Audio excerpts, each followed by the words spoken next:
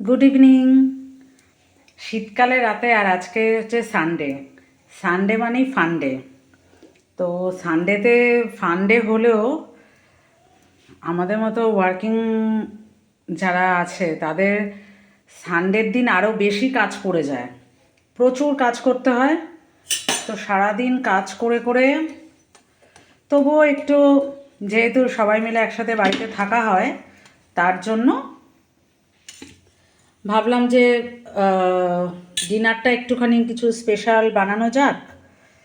নাহলে তো আবার কালকে সকাল থেকে আবার ছোটাছুটি, কালকে সকাল থেকে আবার দৌড়াদৌড়ি ছোটাছুটি। সোমবার তো এই যে পনির কুলচা বানাচ্ছি, এটাই আজকে রাত্রের স্পেশাল ডিনার। পনির কুলচার সাথে দেখি বর কি সাইড ডিশ নিয়ে আসে, কারণ সাইড ডিশ বানানোর আর ক্ষমতা নেই।